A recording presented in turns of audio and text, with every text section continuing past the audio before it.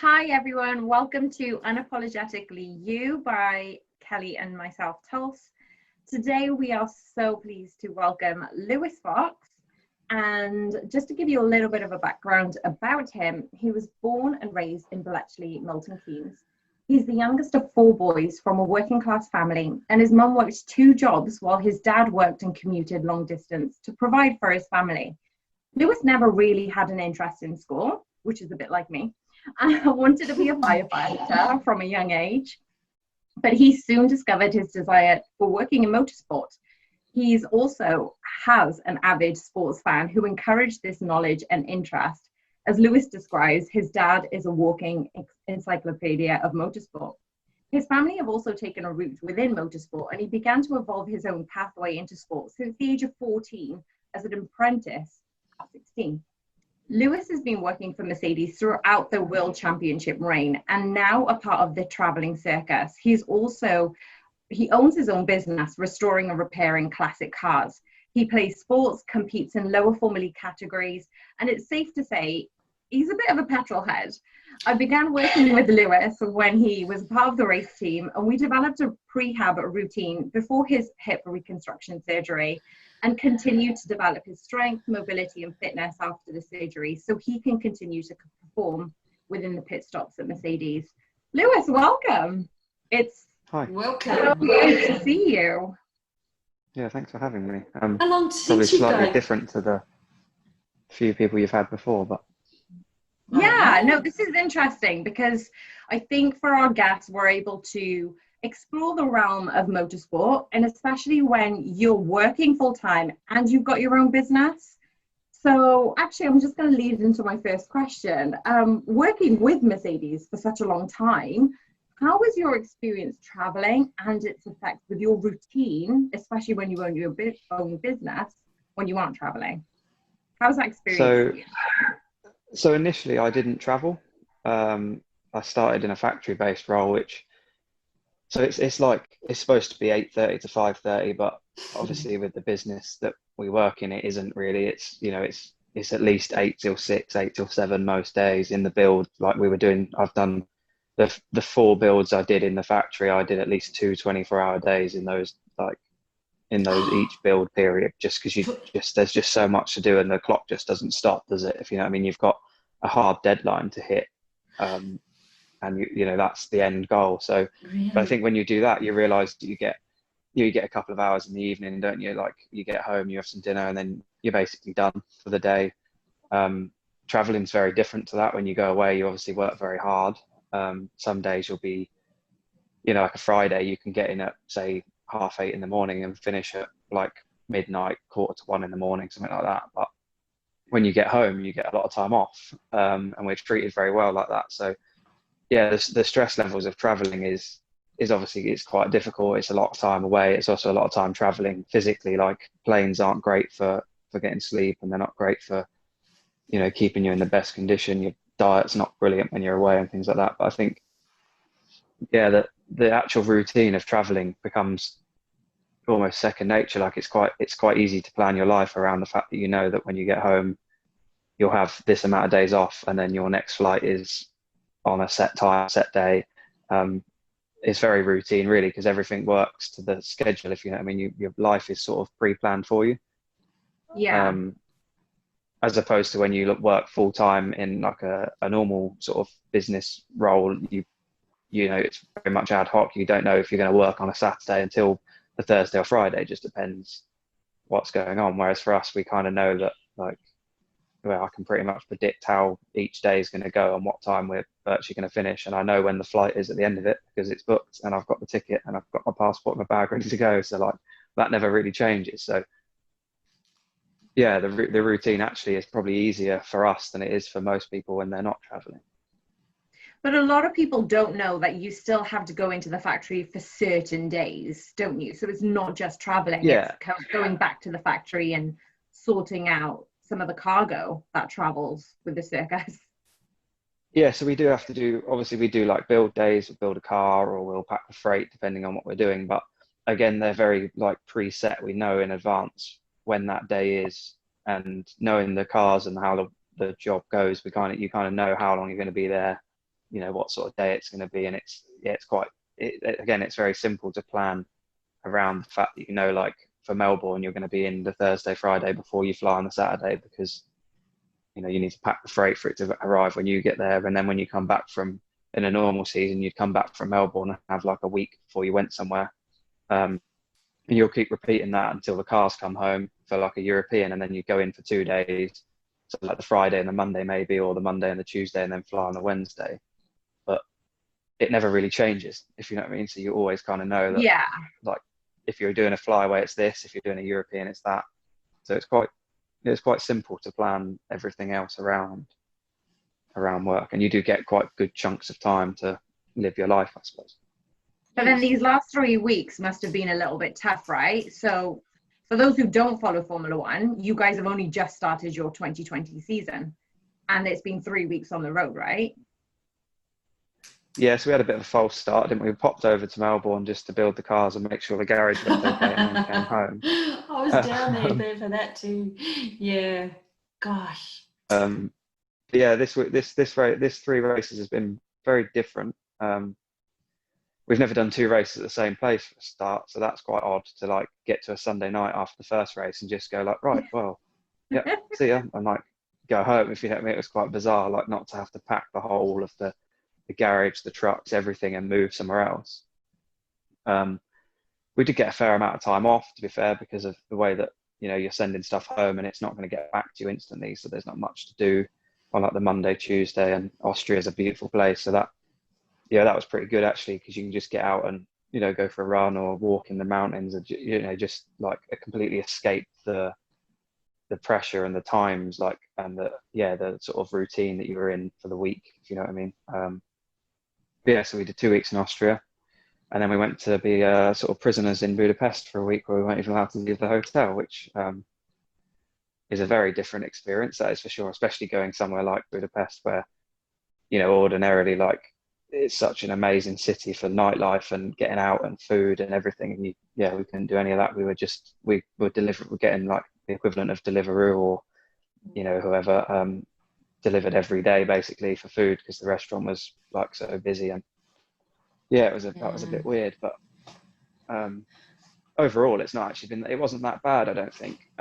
Obviously it'll be different for different teams. We had a fairly straightforward, like, we seem to have a car that's very good out of the box and very reliable, so we had a fairly easy week, you know, easy time of it car wise. We didn't have any accidents, didn't have anything like that, so compared to some places we did all right. Okay, so listening to all of that, and I am not someone who follows Formula One as closely as you two do, so the few things that popped up that intrigued me was they don't fly you first class. Like, you find it hard to fly in a plane because you're not flying first class. Is that what you're trying to tell me? No? Absolutely not. We do not fly first class. You don't? No. So okay. a few of the engineers and people do, but yeah, we fly like strictly economy basically. All right, that's got to change, Lewis. What do you think? That'd be nice. We'll get that in your next contract. And 24 hours, so a 24-hour build, literally you were building a car for 24 hours, no sleep. Yeah, so I had a bit of a job where I was sort of a support role, so making sure that the guys actually had stuff to build the car.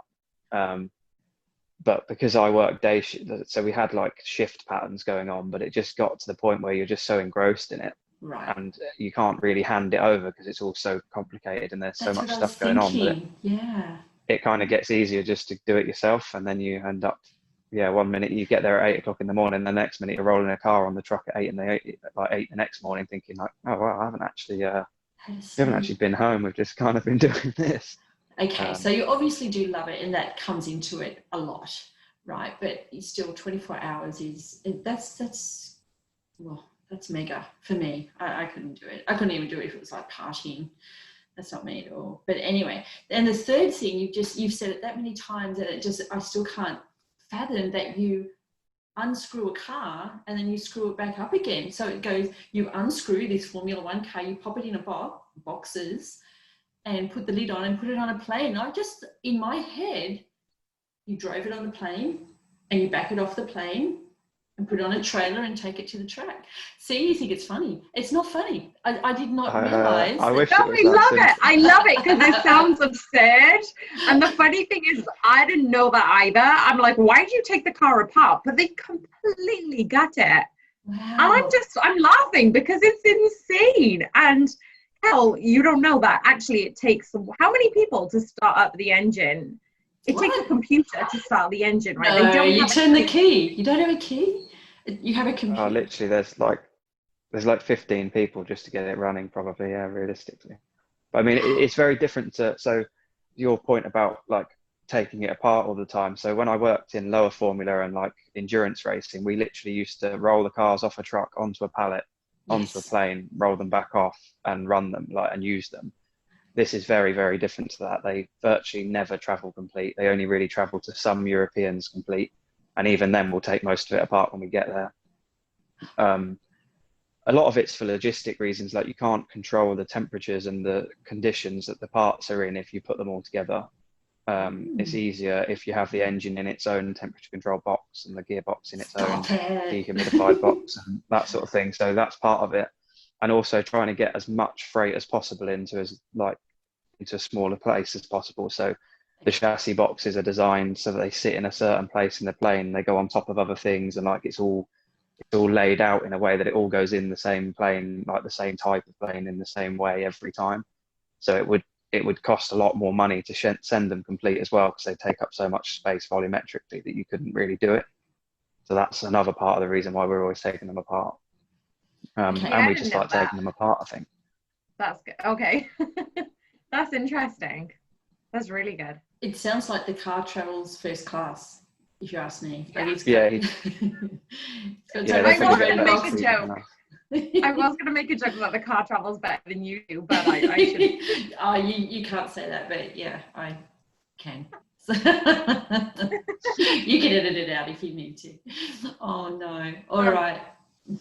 So I just wanted to talk a little bit more about well-being, because obviously we spoke a little bit about your prehab and the routine that we did with your surgery, post-surgery, pre-surgery, but we've also talked about mental health, and I feel like this is quite relevant in motorsport, especially if you're working like long hours. 24 in a row. Yeah. So I just wanted to kind of tap into mental health, and within your training specifically, you've gone through a really difficult year this year, and how have you managed to overcome these struggles? How have you managed to put things in process to overcome some of these troubles that you've gone through?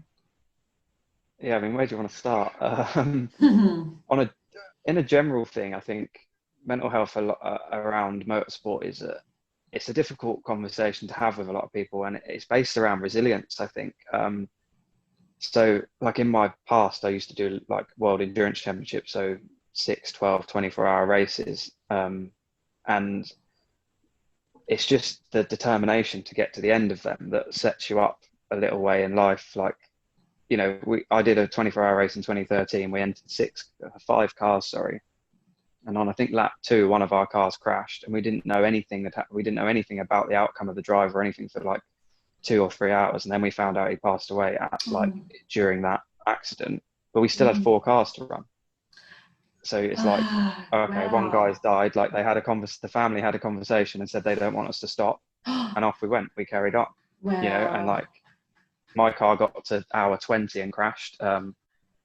So we were leading by a minute and a half when that happened. So these kind of things all shape how you, like, your motivation and your resilience to like these traumas, I suppose. But the difficult thing is learning how to actually process them when you've got that downtime.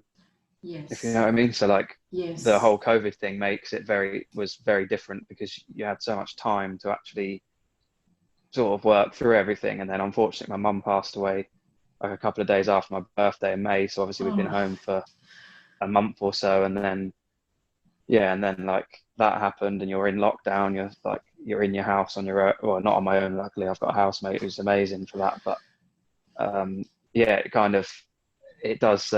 it does bring its own sort of, does add to your resilience, I suppose, but also it gives you some unhealthy habits, such as, you know, like the sort of displacement of it, where you think, oh, I'm just going to go to work, like Yes. that'll fix it. If I just work really hard, I won't think about it.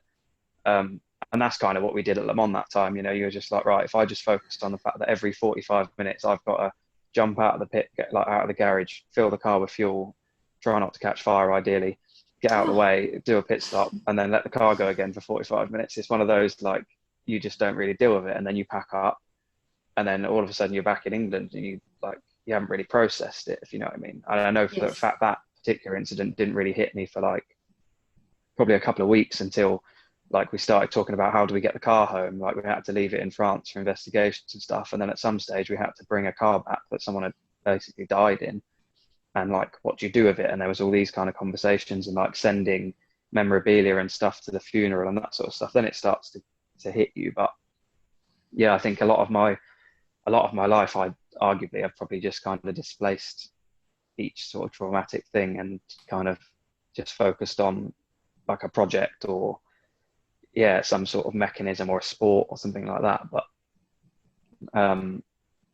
yeah, I do think it's some, so the sort of, I finally gave in, I suppose, when Mum died, and got some counselling for stuff, which takes a lot to do, if you know what I mean, for It does. especially Yeah. I think for a guy that, like, you know, we have this sort of lad mentality, don't we? And it's like, it's difficult to accept to do that, but I think you just have to, at some stage, you have to face up to them. And, you know, it takes people longer, sometimes shorter or longer times to do that. Some people are very good at that, aren't they? They'll instantly, like, right, I need to process that. I need to stop. I need to get off social media or whatever it is to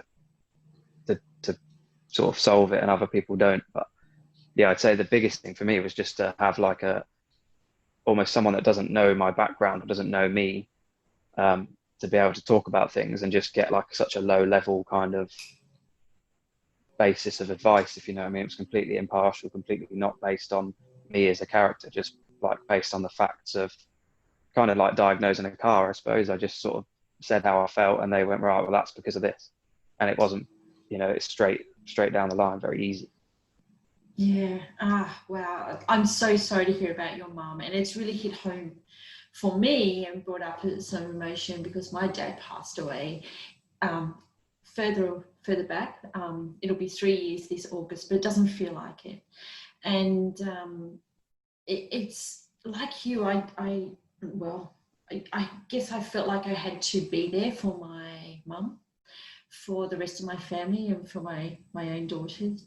And you don't really process it, like you say, because you are being there for everyone else, right? And even though it's been almost 3 years now, I forget sometimes that he's not here, and then something will happen and you remember, and then it happens all over again. So counselling is probably something that I should consider, I guess. And I'm so proud of you for going. And like you say, it's not an industry where people would suggest you should go, or take you there and just go like Lewis, like, just come with me, mate, and I'll help you. They'll probably just, you know, go, he'll be right, let's give him another task or something like that. But oh my gosh, you've done everything right. Do you feel better now, or is it still something that you're working through? Yeah, I mean, I have to be fair to the company that I work for. Like, they have invested a lot in our mental health, in terms of, we have like you know, anonymous hotlines and all that sort of stuff that they've organized. We have like the Headspace apps and stuff that they pay for, and so there is actually, to be fair to them, they've done a lot more than probably most companies would. I agree.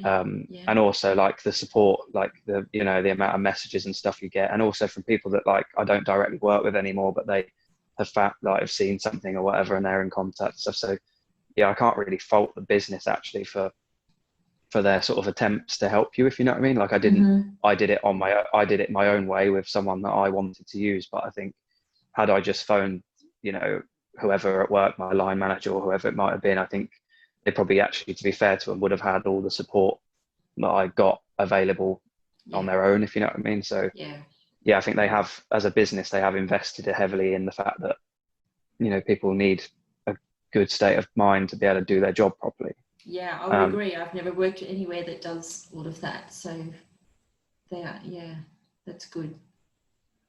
But yeah, I mean, to answer your question, I think, yeah, it's time makes it better, doesn't it? I guess, getting back into the routine. I know, like we were talking about displacement a minute ago, but just having something to focus on as well as thinking about stuff does help, if you know what I mean. Like getting back to a bit of a normal life, being able to go out and, you know, do things again and see your family and stuff did make a, you know, has made a big difference. And then going away racing was like kind of closed the chapter a little bit. It's like, you know, you're still dealing with it, but that was in the past, and now we're out of that stage. We're back onto this now, and yeah, so that's, yeah, you know, it served its purpose, the council and everything, for sure. I don't feel like I need it now, and yeah, we'll see how it pans out in the next months, I suppose. Yeah, no, yeah, very, I don't want to say brave, because it's not necessarily a brave thing, but it's a smart thing to do. It was a really smart thing Courage, to do. doesn't it? It takes It does an take element courage, of courage. yeah. It does. And I guess, you know, at least for me, you have to get to a point where you know you are not going to be helpful for other people if you just continue to push through and push on even further, which I guess is what I did after Dad and Mum just needed. She's better than I thought she'd be, but probably not as good as she's making out, if I'm honest. But yeah, you need to be able to be your best so that you can help everyone else as well as help yourself. Yeah, you literally can't help. You literally can't help people if you're not in the right place either. So the sort of desire to not be that person that was struggling most as well was probably part of the reason, stupidly, that you kind of go like, well, I don't want to be the burden of everyone, so I'll go off and do my own thing and try and sort of fix myself a little bit, was probably part of it as well. Absolutely. Okay, so going back to, I obviously experienced lots of difficult moments that we've barely touched upon in your life, but Mercedes haven't really encountered that many failures recently because of their great succession in Formula One. But can you talk to us about some of your failures and biggest moments that have taught you your biggest lessons in life? Everybody has something, right? And I know you've got a couple of hidden treasures of things that you've learned. Chill. Let us know, what are they? Yeah, I mean, so I started an apprenticeship with a company that I'd known for 10 years prior to that, through my brother working there, and they were family friends really, more than anything. I think I did about 2 months like full time. So I left school. Obviously I was doing exams, and in between my exams, like my GCSEs and stuff, I was traveling to work, and I was working in the morning if I had an afternoon exam, or I was working in the afternoon if I had a morning one. Or like if it wasn't an important exam, I just said I didn't have one, I went to work. And but unfortunately, like the owner of the company died in an accident in July like that I'd started there. So yeah, it was not directly a failure, but like it's a big, like your world comes crashing down a little bit when I lost the apprenticeship in the end because, you know, the company changed, we couldn't do things, like they didn't have any money and that sort of stuff. And then I went on to another apprenticeship, and I lasted about 6 months there. We got to Christmas Eve and was made redundant on Christmas Eve. So like literally, like they're walking around with tins of biscuits saying like, "Oh, Merry Christmas, by the way, you're not coming back." You know, one of those kind of like pretty much one of those kind of moments. And you're like, oh, okay, like I really enjoyed that apprenticeship as well. So yeah, whilst not a failure through my own doing, that was like, you know, that was a big setback as well, because you think, oh, I'm getting somewhere now, like I've got a good apprenticeship at a good company, like yeah, this is going to go all right, and then it doesn't work out. And then I've had a couple of jobs that last a couple of weeks or a month max, and you're like, yeah, that's just not for me. And then we had quite a big recession hit in like the UK at that time, so like finding work in motorsport was really, really difficult. I mean, finding work in general was hard, like because all the jobs that you would go, oh, I can just go and do that for a few months, like retail or whatever, you know, there was no work anywhere. So I ended up at one stage, I was working as a ride operator on a kids theme park in Milton Keynes, which was delightful. So that's probably like as low as my career got, I suppose. Was like I had to do something, I had to work, I couldn't stay at home all day doing nothing. So I went off and did that, and it was like, just as soon as the world picked up again, I tried to find somewhere else, and then I went to a company called ProDrive, and again, like, it was very difficult there. They didn't have much money. We had a big works Aston Martin program, but really it was run on a complete shoestring. The company as a whole was very old school. The guys that ran it were very old school. I didn't get on very well with them, and I basically got to the stage where I had to leave there. I couldn't stay there. But thankfully, like, 6 guys also left Mercedes at the same sort of time, and I was lucky enough to get a job there too. And we kind of all went like at the same time, like a mass migration of people from one company to another. But I mean, even getting to Mercedes, whilst on the front of it, like, it looks like we've just been really successful from 2014 to now. You know, I've had some pretty difficult times, like getting through my probation for the first 3 months at like Mercedes was one of the hardest things I've ever done. Like, to go straight into a company, I went from a business with 100 people in it to a business with 1,000 people in it. Mm-hmm. You know, like, dealing with that and the pressure of, like, I started in the November, and literally the next week was the first time we ran the engine that we were going to run for the next year and stuff. So it was just flat out straight into like 12, 14-hour days. And it literally got to the stage where it's like, if you don't sort yourself out in the next 2 weeks, you're not going to make it through your probation. So it's not all been like straight up and down, you know, it's just easy life really. But yeah, those things do make you appreciate the success we've got at the moment, and the position that we're in, if you know what I mean. And it's not all that pretty behind closed doors. I can assure you, it's not all like roses and sunglasses. It's difficult. It's not. There's a lot of challenges going on.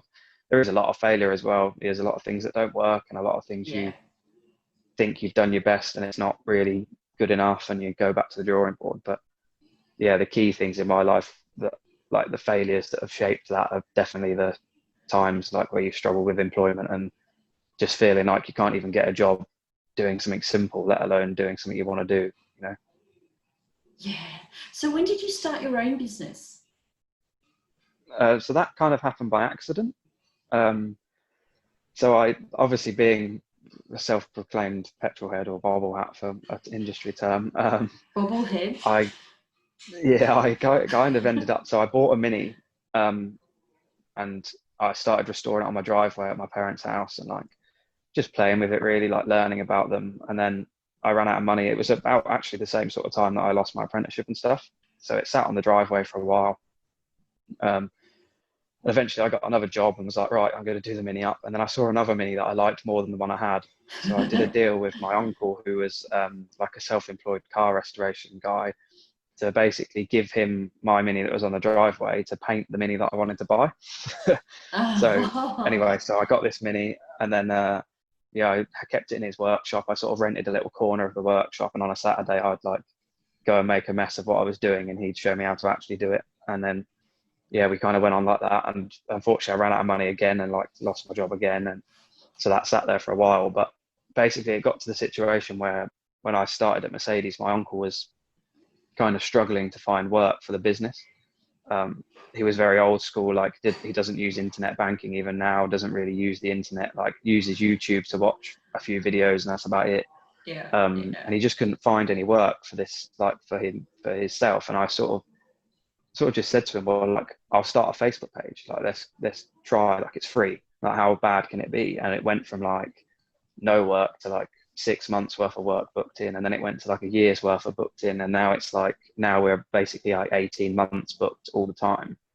Really? Do you want but he more just work? doesn't really have a business.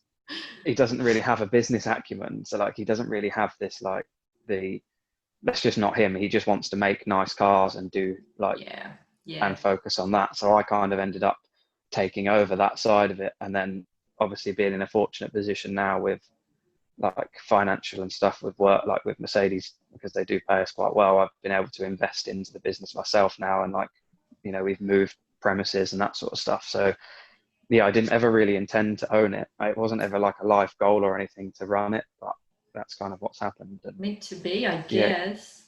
It just started from a desire to try and help, really. I just wanted to do something to help him as he'd helped me out. And we ended up, now we've ended up where we are. Well, if you want more work, you'll have to set up these Facebook pages. What is it? It's FD Classics. We are on there. FD Classics. Yes, and we've also got an Instagram that I'm rubbish at updating. All right, what's the Insta? But FD that's, Classics. again, I think it's at FD Classics again, I think. Yeah, What luckily does there's no one with my name, so it's quite easy. FD? So what does FD stand So for? Fox. Oh, Fox. Fox is me, so the F, and Downs is my uncle's last name, so he's okay. the D. Got it. Okay, FD Classics on Facebook. Yes, simple, unless you think like me that it was like FD was the kind of car, like an FD Mini or something. No, it used to be something. It used to be like with minis in the title, and I changed that to try and, because we wanted to broaden out to more cars. So yeah, that's the new name. A business bobblehead. So tell me about this bobblehead. You're a bobblehead. So, Yeah, bobble hat is a thing. I don't know where it really comes from. I think it's because typically the people that are really avid motorsport fans like to come in the winter when you need to wear a hat because it's cold. Yeah, I think it's become like one of those weird, like, yeah, it's just one of them weird kind of phrases that, yeah, pretty much anything that's like, if you're in the garage watching, say, the support races or something, you'll get a comment about being a bobble hat because you're watching it. Or, yeah, it's just kind of one of those, like, it's an industry saying, but it's obviously an we're all industry term, yeah. Yeah, but we're all kind of the same, really. Like, no one does it for any other reason, really. So. Yes, look, I can't imagine working 24 hours in a row or even 12 or 14 hours on something that I hated. You have to have a love for it. And I also love that Mercedes pay you well, because sport, look, maybe not Tul's because she works with Mercedes, but me not working with Mercedes has worked 12, 14, 18, 20 hours and in something I love, but still not being paid or rewarded well. So hats off to Mercedes actually for that one. Yeah, definitely. I think sport has a big gap between paying their strength and conditioning coaches well, paying their medical staff well. But yeah, hats off to Mercedes. They are definitely a great company to work for, in my opinion. Yeah. Oh, good. All right, tell us quick fires, yeah? So I'm going to go into a quick fire, but just a sentence or two on what you think and what you recommend. So what is the biggest tip you would give someone battling with mental health right now? I think my biggest one, I mean, it's situational, obviously, but one of my biggest ones is probably to switch off things like social media and to switch off like the outside influence on how you should be feeling and how you should be reacting to stuff. Because you can find so much information on good information and bad information that it becomes quite difficult. And also, you know, I'm lucky I don't really use social media that much for personal stuff, but I know that a lot of people get into this quite deep rut because of it. And it doesn't help, does it, when you're struggling and you see all these perfectly happy people, if you know what I mean? So I do think. Yes. I mean, they're not in truth perfectly happy, are they? But it's what you see, what you perceive it to be. Great answer. I love that. I don't really have I mean, my fast question was, tell me about your business and tell me what a bobblehead is. But Togs, you've got another quick fire? So the next one is, what helps you stay grounded and provide you some stress relief? So rather than just distracting yourself with work, what is the other thing that actually grounds you and provides some relief? I mean, like, whilst I'm not particularly great at it, like, exercise is a really important thing, I think, for that. Especially like cycling, which is my sort of go-to at the moment. Just as a change of pace, I think that's the important thing for like stress relief in this kind of job, is to find something that's not as like flat out. Like having adrenaline sports, like obviously I race and stuff, and like playing ice hockey and things like that is like a big, like, they're high impact, fast game, like sports and things. But I think having something that's like the complete opposite of that is the real key to being able to like relieve your stress properly and like get out of the zone a little bit. So, you know, you get on a push bike, and if you do 5 miles or 50 miles, you're just on your own on a bike, aren't you? If you know what I mean, like, you're there with your, you know, you can listen to some music or whatever, but other than that, you're just like, there's no intervention there. So you just kind of, you can just switch off and get out. And yeah, that's my that's probably my biggest go-to to chill out, I guess. Also a good answer. Okay, so final one. What is your playlist right now? What is the last thing you listen to? Oh, that's like almost impossible for me. Um, Why?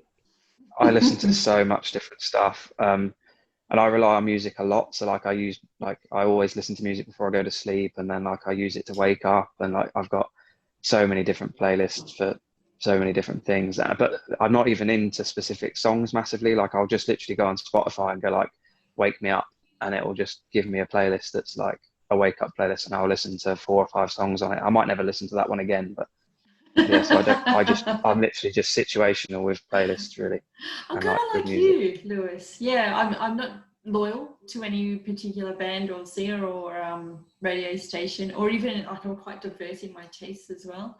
But I didn't know you could go onto Spotify and just go wake me up playlist. So I'm going to Yeah, try that. literally just search what you're trying to do and it will come up with something for sure. You can even find ones for baking and all kinds of fun activities. Really, the baking playlist. What's on the Yeah, there'll baking be one. playlist, Lewis? Oh, I've got no, You I don't mean, know? I'm not, Yeah, yeah, I'm not really a baker, no, to be fair. Lying. You've already heard the playlist.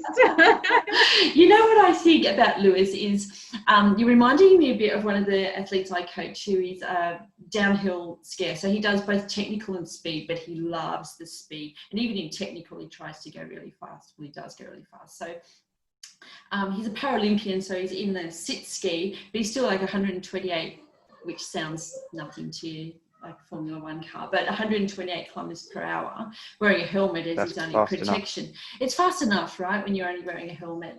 And and if he does other sports, he's like, oh, it's too slow. Oh, it's too slow.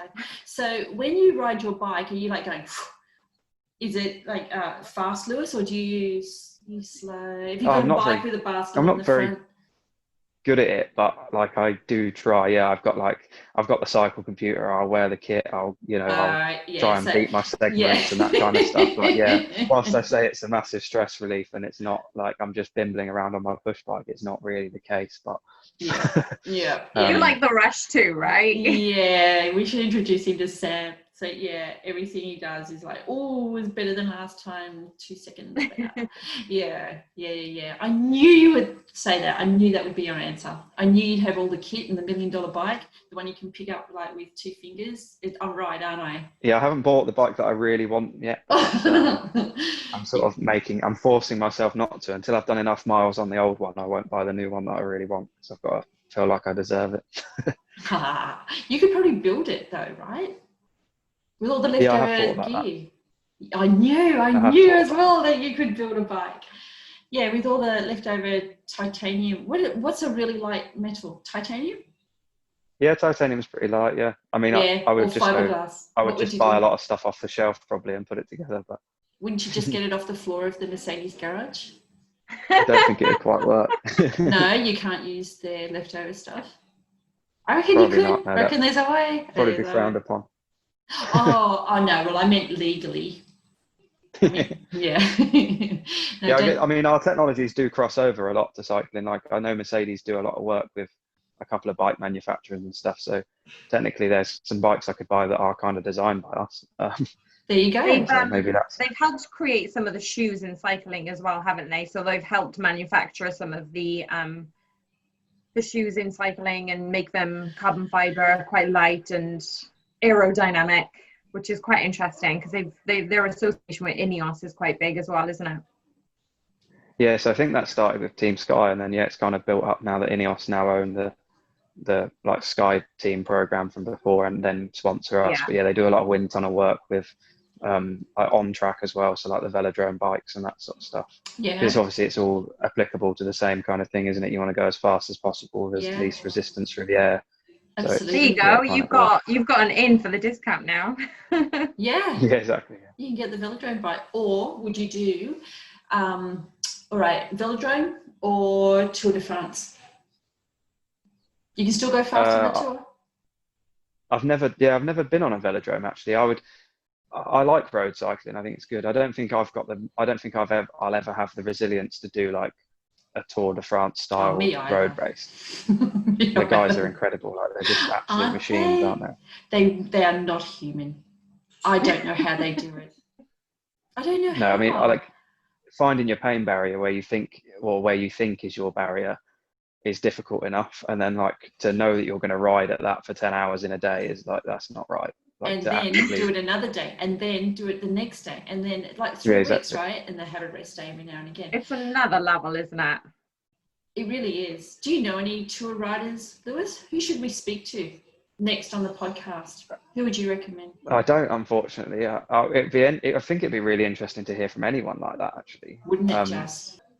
Yeah, they're definitely a breed of athletes that aren't the same as a lot of them, if you know what I mean. A lot of, like I know a lot of ice hockey players and stuff, and our sport's very different, but the physical demand on like a cyclist or a endurance, even like a marathon runner or anything like that is far beyond Yeah. most sports, I would have said. This gives us a chance to round up. So just want to say thank you so much, Lewis, for taking time out to speak to us. And it was so interesting to hear your background within motorsport, outside of motorsport, and, providing an avenue of what other people may also have gone through and the ways that they can tackle their own personal stress and mental health as well. So thank you so much for joining us. And for those who are interested, we'll put all of how to get in contact with Lewis and where to follow him on our description below. How to get your mini renovating. No. Yes. Thank you for having me. It's been very interesting. It's not something I've done before, but yeah, it's been really good. Really? Well, you have to do it again with us. Yes. Yeah. Well, thank you so much. I really enjoyed that chat with Lewis. Thank you so much for everyone who's listened to our podcast. And if you're not already following us, you can follow us on Spotify, on Podbean, and we also have our live video on YouTube.